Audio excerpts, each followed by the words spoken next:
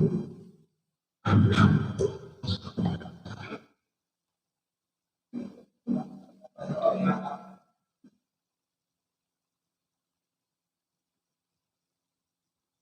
mulai ya. Bismillahirrahmanirrahim. Assalamualaikum warahmatullahi wabarakatuh. Alhamdulillahirabbil alamin alladzi khalaqana tsumma hadana wa ja'alana min jumlatil mu'minin wal muslimin wal muwahhidin wa la ja'alana min jumlatil kafirin wal musyrikin wal munafiqin. Asyhadu an la ilaha illallah wahdahu la syarikalah wa asyhadu anna Muhammadan abduhu wa rasuluh la nabiyya wa la rasulah ba'dah. Wallahu salamuhu ala rasulillah wa ala ahli baitihi at-tahirin at-thayyibin wa ashabihi al-akhyar al-mustaqim at-tabi'in at-tabi'in paman ala minhaji al-karim ila yaumiddin. Amma ba'd. Ma'asyiral muslimin wal mu'minin wa jumlatal jamaah rahimakumullah.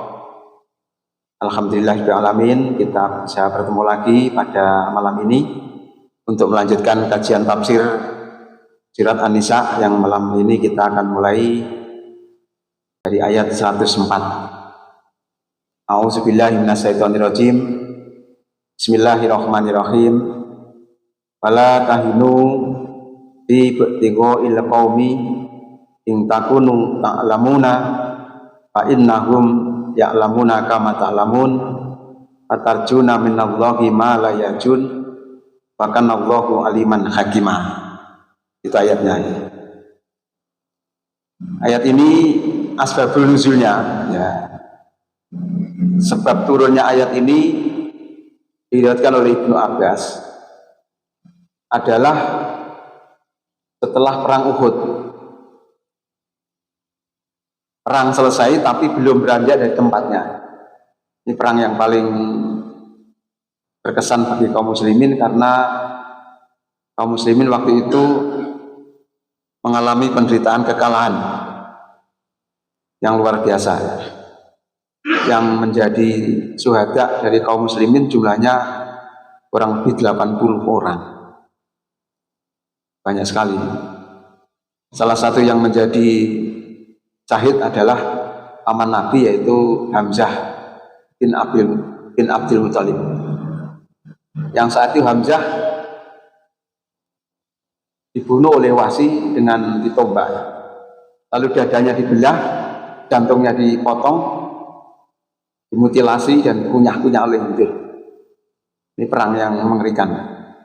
Setelah selesai perang, tapi belum buyar ya, lalu Rasulullah naik ke puncak bukit Uhud dan orang kafir Quraisy berada di bawah.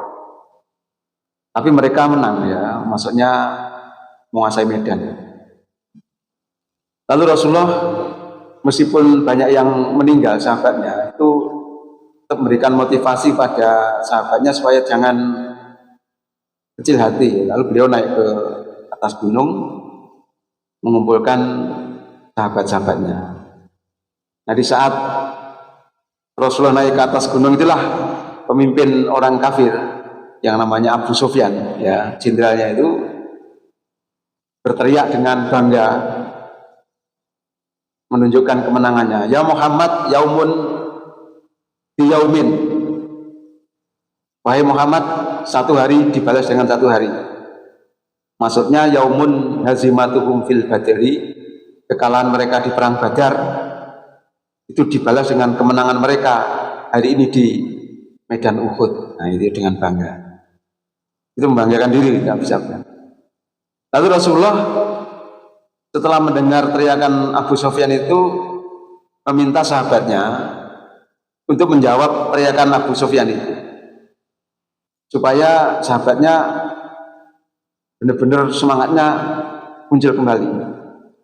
Lalu sahabat waktu itu yang menjawab dalam catatan sirah Nabi itu yang menjawab adalah Umar. Tapi dalam tafsir An-Nur itu yang menjawab banyak orang. Ada yang menyebutkan yang menjawab adalah Ali bin Abi Thalib. Yang jawabannya itu begini, qalu La yastawi inna qatlana syuhada'ullahi wa hum fil jannah, kata umat Islam. Tidak bisa kamu samakan antara Badar dan Uhud, karena yang mati di medan Badar maupun Uhud dari golongan kami, hum syuhada'u wa hum fil jannah, mereka mati sebagai syahid dan mereka berada di surga. Wa qatlakum finnar, sedangkan kamu yang mati di Badar maupun Uhud itu di neraka. Nah, itu bedanya ya. Sama-sama pernah menang, pernah kalah, tapi yang mati akibatnya tidak sama. Wal akibatul lil mutakin ya. Jadi akibat yang baik itu untuk yang bertakwa, karena orang bertakwa kematiannya tidak sia-sia. Karena kematian orang syahid itu Allah sebutkan dalam Al-Quran kan, wala taqulu liman yuqtalu fi sabilillahi amwat bal ahyaun inda rabbihim yurzaqun, gitu ya. Jangan kamu katakan orang-orang yang terbunuh di jalan Allah amwat, mati seperti mati orang biasa. Bal ahyaun inda rabbihim yurzaqun, tetapi mereka itu hidup di sisi Allah, yurzakun, diberi rezeki. Maka dalam hadis disebutkan ya, inna arwah syuhada'i, sesungguhnya ruhnya para syuhada itu mu'alakun fil ars, ruhnya para syuhada itu bergelantungan di ars, berada di dalam pemboloknya Toiri al-Khodroi, burung yang berwarna hijau. Farihin, mereka bergembira. Nah itu. Sedangkan rohnya orang kafir di neraka langsungan. Bahkan innaladina kafaru la tufatahul lahum abwabus sama. Ya. Sesungguhnya orang-orang kafir itu rohnya, pintu-pintu langit itu tidak bisa menerima, tertolak karena kekafirannya itu. Itu dalam banyak keterangan. Nah, setelah mendengar itu lalu Abu Sufyan mengatakan, innal izata lana walaisa lakum izah, kata Abu Sufyan. Tidak sama lagi, kami memiliki kebanggaan dan kemuliaan, sedangkan kamu tidak punya kemuliaan dan kebanggaan karena kemenangannya itu. Lalu Rasulullah memberi isyarat untuk menjawab lagi. Apa jawaban kaum muslimin? La yastawi inna malana Allah walaisa lakum maula. Sesungguhnya kami punya pelindung dan pemimpin yang memuliakan kami, yaitu Allah, sedangkan kamu tidak punya pelindung dan pemimpin dan tidak punya kemuliaan. Jadi kemuliaannya orang kafir itu kan kemuliaan palsu karena tidak berlanjut. Kalau orang Islam kan innamal izzatu lillahi wali rasulihi walil mu'minin. Sesungguhnya kemuliaan itu bagi Allah, bagi Rasulnya, dan bagi orang yang beriman. Gitu. Nah, kita dijawab itu Abu Sufyan tidak bisa membantah lagi. Ya. Lalu akhirnya Abu Sufyan, inna ma'idana bil badri asugro. Kalau begitu kita lanjutkan perang nanti di Badar kecil. Gitu. Badar kecil nanti mengulangi di dekat perang Badar yang dulu pernah terjadi. Lalu Abu Sufyan dan tentaranya kembali ke Mekah. Nah, di saat kembali ke Mekah itulah lalu turun ayat ini ya. Wala tahinu fi ibtighail qaumi. Janganlah kamu lemah di dalam mengejar musuh.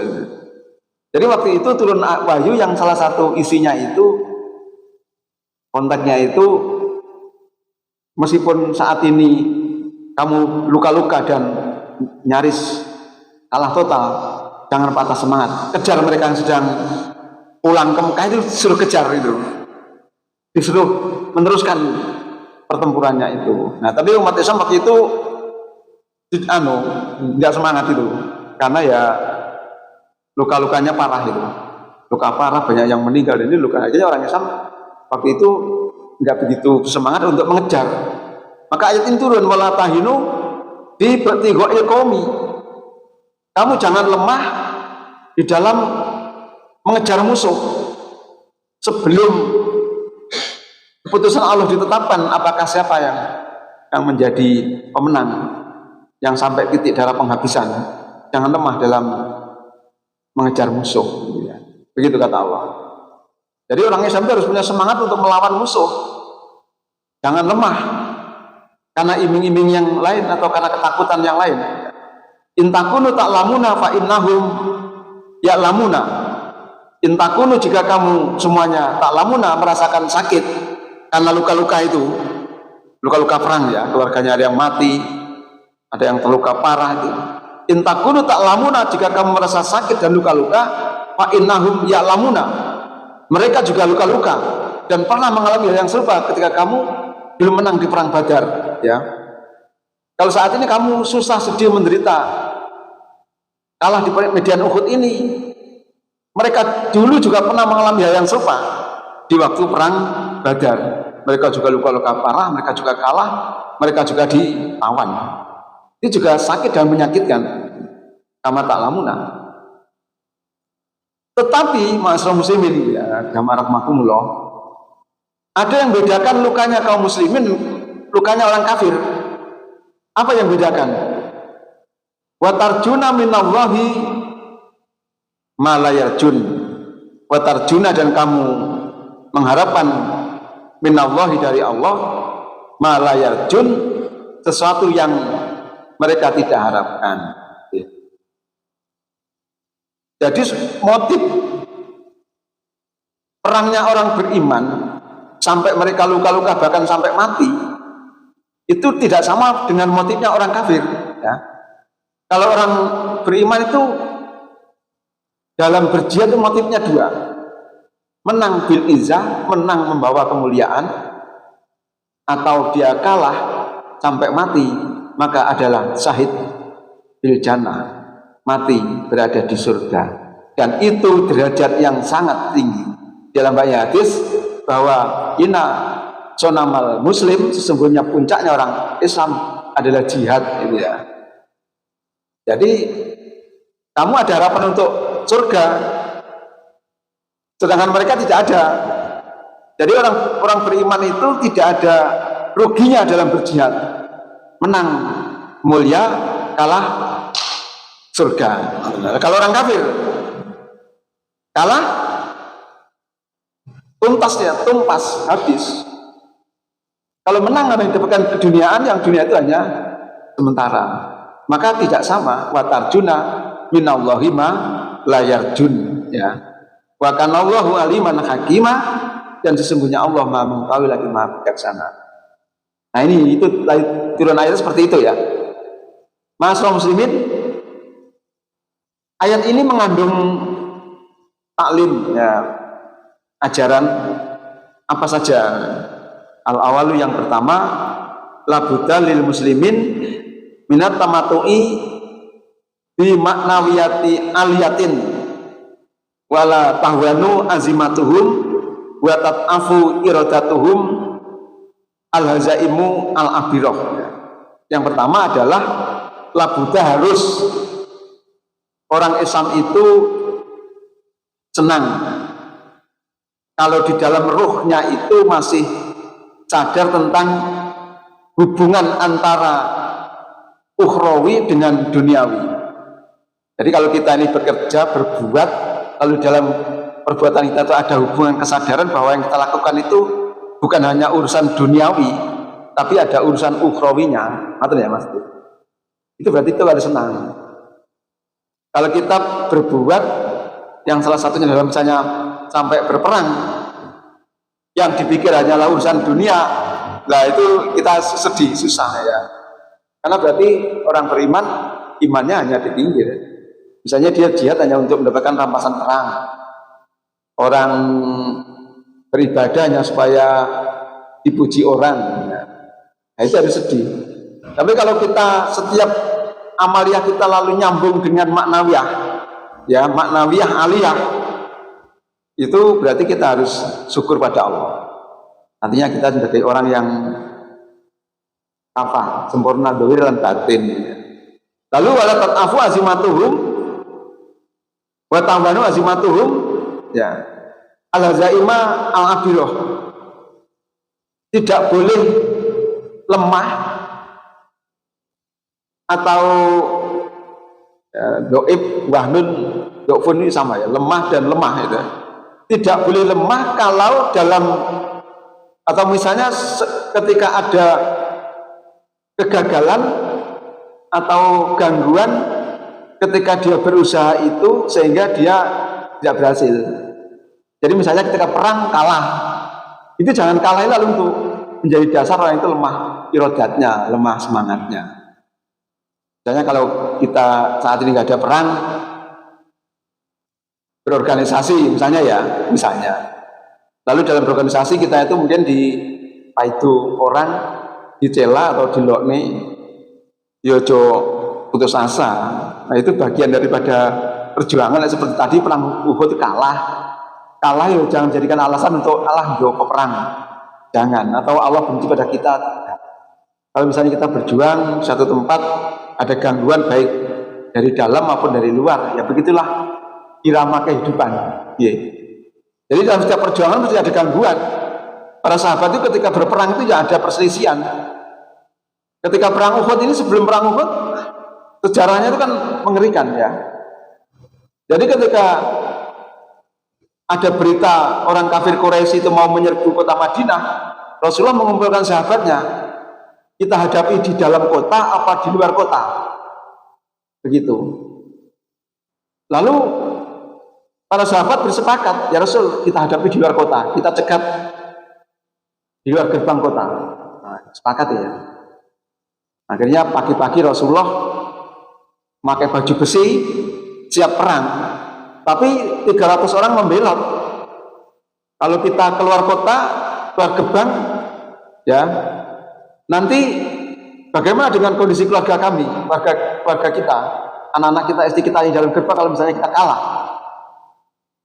Nah, ada yang membelot, ada yang lalu para sahabat berkumpul, ya Rasul, bagaimana kita nggak jadi keluar kota? Kita tunggu mereka di dalam gerbang kota, maka kita punya pertahanan dinding kota, kita punya percikan yang banyak, dan kita bisa menjaga anak dan istri kita. Nah, Rasulullah ya kecewa itu, coba berat itu. Apa kata Rasulullah? Kata beliau, tidak patut bagi seorang nabi setelah memakai baju besi, membawa pedang, memakai topi perang, lalu lemah semangatnya, ya mundur dari azimahnya, maka ikut aku atau kamu tinggal di kota. Ya. Maka orang kafir Quraisy cegat di medan Uhud itu ya. Jadi ada yang gembosi, ada yang mesti ada. Di waktu perang Azab, perang Khandaq begitu, 700 orang Yahudi, musuh sudah mengepung, mengkhianati gitu. Jadi masyarakat muslimin, gangguan dalam setiap perjuangan selalu ada. Itu jangan lemah ya. Orang tidak mungkin sukses terus, tidak mungkin menang terus gitu ya. Tidak mungkin orang itu setuju dengan kita terus. Kadang-kadang ada yang nggak setuju, ada yang menjegal dan ngentai, dan itu wajar dalam setiap perjuangan ya. Jadi ayat itu gitu hikmahnya. Asani yang kedua, yajibu ta'aqubul adwi wal inqidadu alaihi badalan min itikhadi mawqufin difa'in. Wajib kita itu punya semangat untuk selalu dalam hal ini waspada kepada musuh, bukan menunggu musuh. Artinya jangan lengah terhadap upaya musuh, makar musuh. Kita itu harus waspada terus. Ya ayyuhalladzina asmanu biru, ya ayyuhalladzina asmanu biru, ya ayyuhalladzina asmanu, ya ayyuhalladzina amanu biru wasabiru warabitu ya. Warabitu. Awasilah musuh itu terus ikuti, terus ungguli gitu. Jangan kita santai-santai aja. Ketika musuh datang lalu bingung. Panjenengan melihat atau membaca peristiwa perangnya India dan Pakistan. Siapa yang menang itu? Pakistan. Padahal Pakistan penduduknya cuma 290 juta, India 1,5 miliar, dengan senjata dari Perancis, Amerika, dari Israel, dengan senjata tercanggih. Tapi Pakistan waspada terus, mengungguli dengan mereka yang terus. Seandainya nggak waspada, ketika India itu menyerbu Pakistan, tamat riwayatnya Pakistan. Ya, ini akhirnya kan India kalah melawan Pakistan ini, karena Pakistan waspada, ya, terus waspada dengan musuh. Maka ketika tahun 71 India itu melakukan uji coba nuklir, Pakistan tidak ketinggalan, juga melakukan uji coba nuklir dan lebih bagus lagi. Jadi orang Islam itu harus begitu. Nah, kalau saat ini kaum muslimin kan secara teknologi pengetahuan masih di bawahnya orang kafir. Maka dengan ayat ini seharusnya gitu ya. Jadi seharusnya tidak boleh itu. Seharusnya orang Islam harus lebih tinggi dalam segala hal. Seperti di masa Bani Abbasiyah. Bani Abbasiyah itu kan umat Islam menerjemahkan ayat ini sehingga mereka menjadi superpower dunia. Ya. Itu yang kedua. Jadi wala tahinu fi bati'il qaumi, itu jangan lemah dalam mengejar musuh. Musuh itu kejar segala hal. Ekonominya kejar, teknologinya kejar, pengetahuannya kejar, politiknya kejar. Semuanya orang Islam harus di atasnya, jangan di bawahnya. Kalau nggak gitu, apa artinya Islam? Al-Islamu ya'lu wala yula alaih. Iya loh, Islam itu tinggi dan tidak ada yang meninggikan. Asal-usul yang ketiga, minal awamili alati tarfa'u min ma'nawiyatil mu'min al-muqarranah baina alamihim walamil akhirin wal amalu bil midati al-ilahi wa annahum bi'anillah. Hal-hal yang bisa mengangkat semangat orang beriman, salah satunya adalah kesadaran, ya, bahwa penderitaan orang kafir itu sama dengan yang dialami orang beriman. Tetapi orang beriman punya kelebihan, punya motif, bahwa orang beriman itu cita-citanya ditolong oleh Allah. Ya, orang beriman itu punya cita-cita ditolong oleh Allah dan mengalami kesulitan sama dengan yang dialami oleh orang kafir. Sekarang ketika Amerika Serikat, ya, telah merdeka tahun 1778 itu mereka juga mengalami penderitaan yang hebat. Perang saudara tahun 1860-an ini perang saudara. Kemudian mengalami kekeringan, mengalami intimidasi dari negara-negara tetangga waktu itu yang masih dijajah oleh Spanyol, ya, di Amerika Selatan itu, perang melawan Meksiko dan sebagainya. Tapi semangat mereka tinggi itu untuk bisa menjadi negara yang kuat. Di abad ke-20 itu ketika Jerman unggul itu Amerika, ya, itu juga punya motivasi untuk mengungguli Jerman. Jepang itu begitu. Mereka berlomba-lomba untuk menguasai teknologi dan senjata perang. Dan motivasi mereka hanya untuk kemenangan dunia. Nah, mestinya orang beriman waktu harusnya sadar. Orang beriman itu juga harus sadar bahwa dunia saat itu sudah berlomba-lomba senjata, berlomba-lomba ekonomi, pengetahuan. Mengapa waktu itu umat Islam tidak punya kesadaran tentang dunia luar yang sudah seperti itu? Tidak berlomba-lomba seperti itu. Orang kafir aja berlomba-lomba. Hasilnya orang kafir sekarang benar-benar menguasai dunia, gitu, menguasai dunia. Nah, sekarang kalau misalnya yang terbaru itu teknologi yang sekarang mau menguasai dunia itu kecerdasan buatan. Amerika dan China itu sudah lebih dulu menguasai kecerdasan buatan. Jadi perang itu panjenengan tahu senjatanya, jetnya Cina yang digunakan oleh Pakistan dengan jet Rafale yang digunakan oleh orang India, ya, dan MiG dari Rusia itu super canggih senjatanya. Tetapi apa itu softwarenya dari Cina itu lebih canggih. Lebih canggih softwarenya yang di pesawatnya yang dibuat oleh Cina. Senjatanya lebih mahal Prancis, dan buatan Rusia itu harganya itu nggak ada sepertiganya punya Pakistan. Tapi softwarenya itu bagusan AI-nya Cina, sehingga ketika senjatanya India itu menembak ke pesawatnya Pakistan, sebelum menembak itu kan perang dulu ya, perang softwarenya itu. Nah, kalah perang softwarenya itu oleh pilotnya itu, maka yang ditembakkan oleh Pakistan itu bisa mengenai, yang tembakan India tidak bisa mengenai. Perang udara itu. Nah sekarang itu, nah umat Islam, muslimin, nah itu ya sudah harus seperti itu.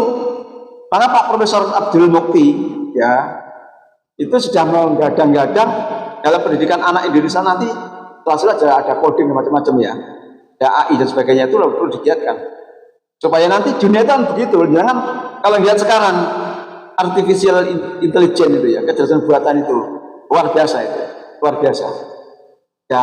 Apapun yang jenengan tanya mereka tahu ya, dan secara rinci dan cepat, nggak usah mikir ya, kayak Google dulu set. Kata kalau saya tanya mengapa bisa seperti itu, misalnya kita ngetik mengapa Indonesia negaranya makmur, subur tapi penduduknya miskin misalnya, langsung jawab, oh panjang lebar, nggak usah mikir, nggak usah.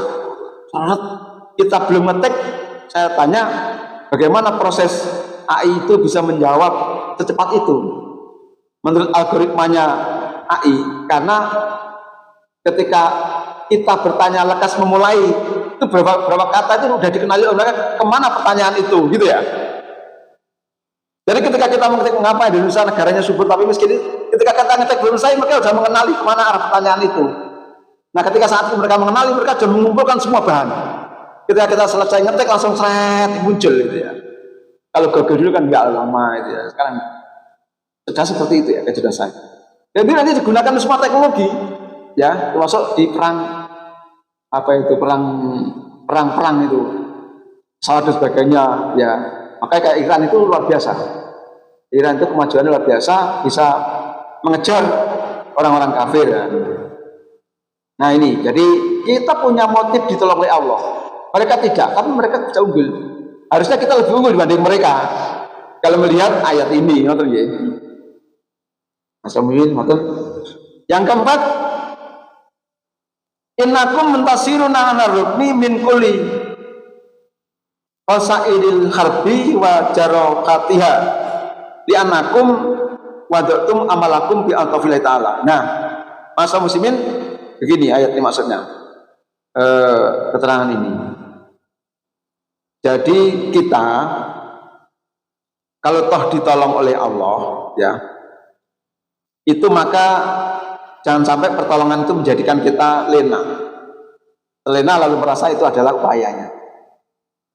Apapun yang didapat oleh kaum muslimin semuanya itu pasti bi'al-tawfillah, karena kelemah lembutan dan karunia dari Allah Subhanahu wa taala ya. Jadi kita tetap semangat untuk berjuang, semangat untuk mengungguli kaum kafir dengan yakin pertolongan Allah. Kalau sudah sukses ya, jadi tetap harus tawakal dan tawaduk dan menyadarkan semua adalah pertolongan Allah Subhanahu wa taala.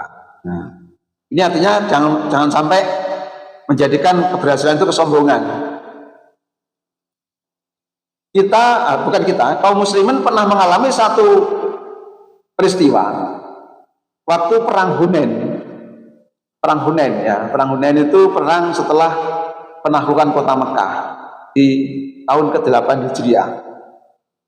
Nah, Rasulullah itu datang ke Mekah waktu menaklukkan kota Mekah itu dengan jumlah 12.000 orang. Jumlahnya itu 12.000 orang.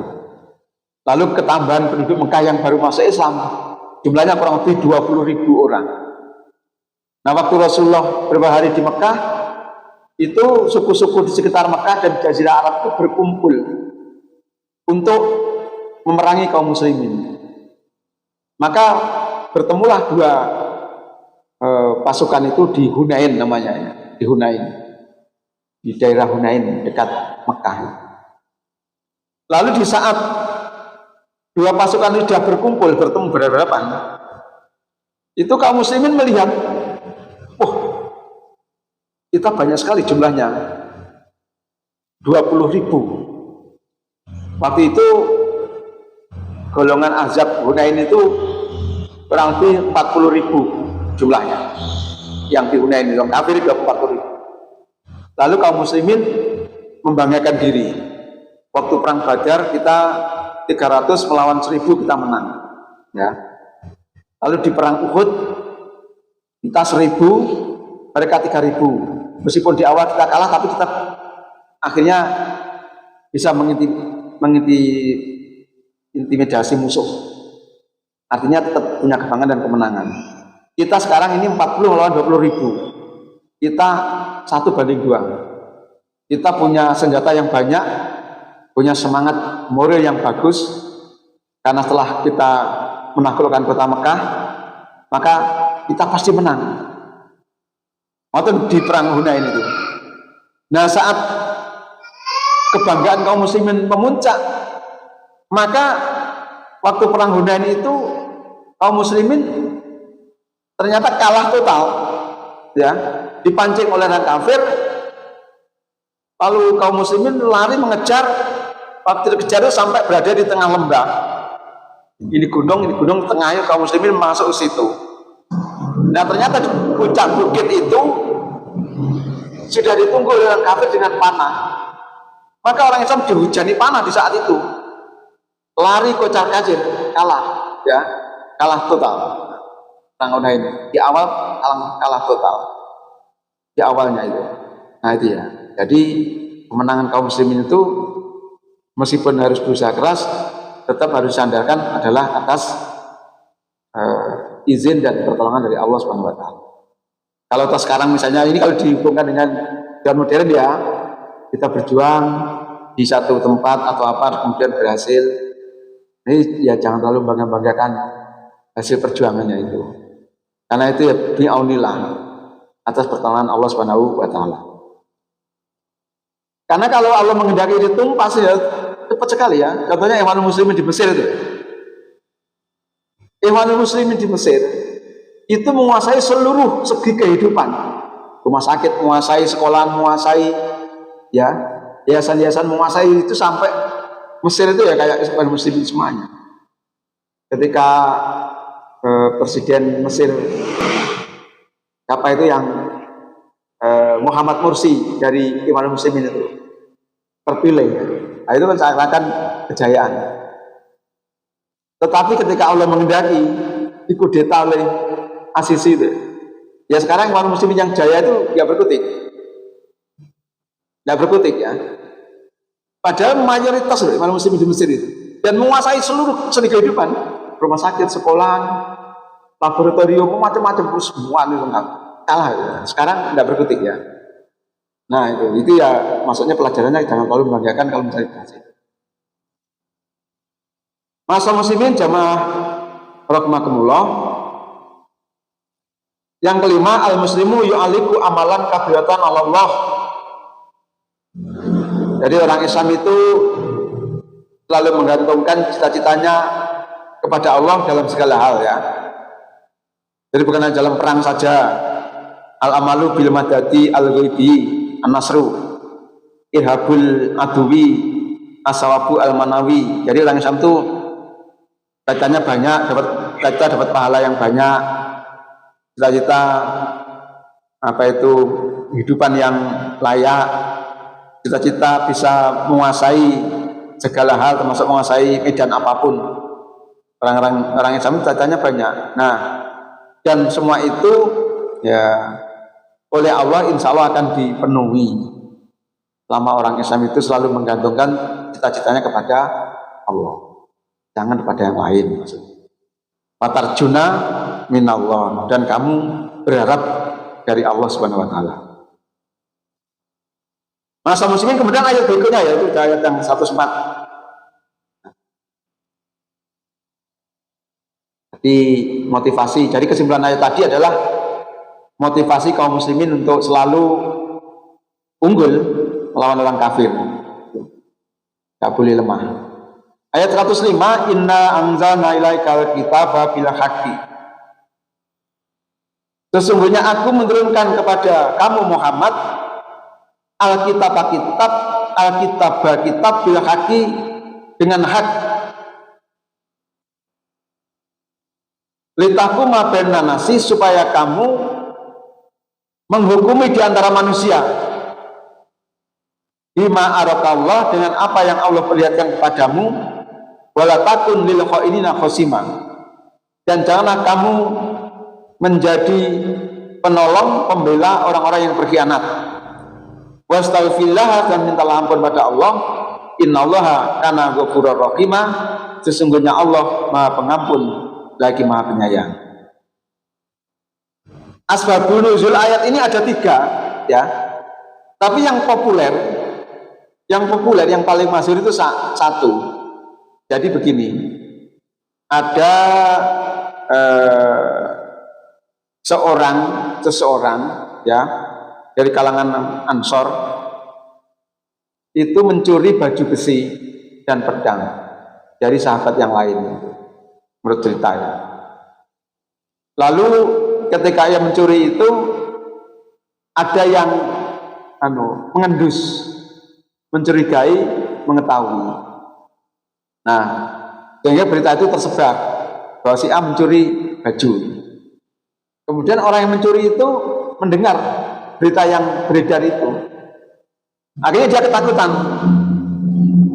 Jangan-jangan dia akan ketahuan mencuri lalu diadili di hadapan Rasulullah.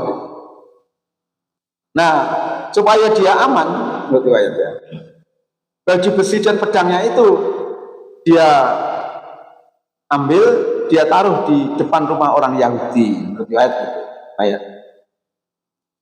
Nah, lalu setelah dilakukan operasi terhadap barang itu, ditemukan barang itu di rumah orang Yahudi. Maka diadililah orang Yahudi itu di hadapan Rasulullah. Nah, orang Yahudi itu merasa tidak mencuri. Nah, lalu si yang mencuri itu supaya lebih meyakinkan bahwa orang Yahudi itu benar-benar yang mencuri, ngajak keluarganya waktu persidangan itu memberikan keterangan yang berbagai macam, menguatkan seakan-akan barang itu benar-benar dicuri oleh orang Yahudi. Akhirnya Rasulullah memutuskan bahwa orang Yahudi lah pencurinya. Begitu.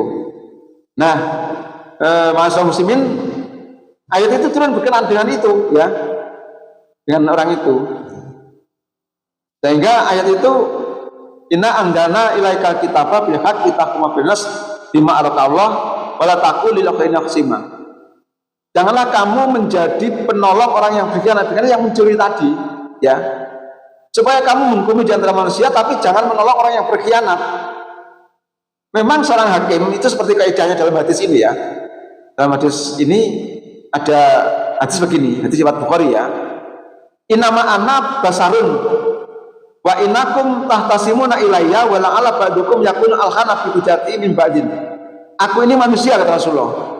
Dan kamu berkonflik, bertengkar, lalu kamu hadapan kepadaku, barangkali di antara kalian itu al-khana bi hujjati, dalam berdebat itu lebih fasih, lebih pintar. Ya. Padi binawi ma'asma'u, lalu aku putuskan dengan yang aku dengar berdasarkan hujah yang menurut aku ya benar itu. Tapi benarnya pendapat itu karena saya melihat itu dari dohir, ya, lahiriah hujah itu. Kalau batinnya kan saya nggak tahu. Paman kalau itu lahu min hakim akhihi say'an fala yakhudhu, kata Rasulullah. Barang siapa yang aku putuskan kebenaran pada orang itu, padahal orang itu sesungguhnya tidak benar, hanya karena dia berdebat di hadapanku dia lebih meyakinkan, fa inama ata'u lahu qat'atan minan nar, maka sesungguhnya aku putuskan hal itu adalah putusan seperti potongan api neraka. Kalau mau ambillah, kalau tidak mau tinggalkan gitu ya. Dan ini hadis ini bisa digunakan oleh pengacara. Pengacara kan bisa jadi pinter berdalih ya, membuat alibi hukum, alibi cerita, sehingga ketika di persidangan dia menang. Kalau merujuk pada hadis ini, memang hakim memutuskan yang menang kamu karena pembelaan pengacaranya lebih bagus. Tetapi kalau hakikatnya bukan kamu, maka yang kamu dapatkan adalah potongan api dari api neraka ini ya. Atau soal gitu. Sehingga memang pekerjaan pengacara itu ya berat memang. Berat sekali. Saya pernah mengalami di Jakarta itu bekerja di sebagai pengacara. Ya. Dan dituntut menang oleh klien itu menang, ya. Nggak boleh kalah. Begitu. Jadi dengan segala cara. Nah, kalau kita jujur, memang ya berat, jujur ya.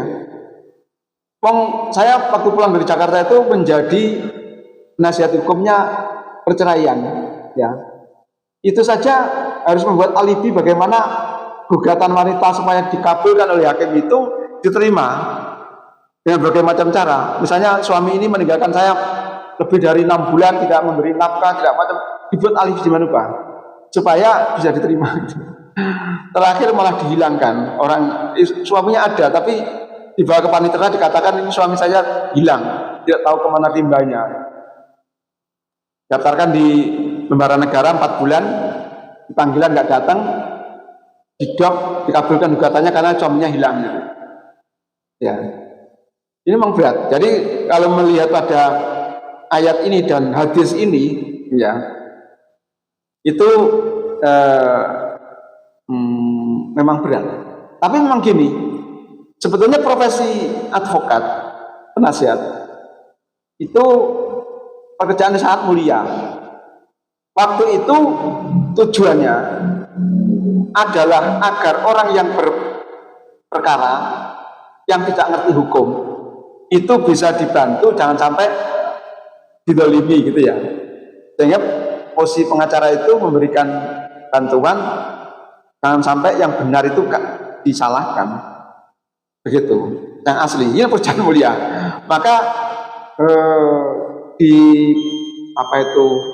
pengadilan sebagainya itu ada pengacara yang setuju oleh negara, ya, pengacara negara itu ada, ini pekerjaan mulia. Di Amerika ini pengacara yang paling mulia di pengacara. Ya betul.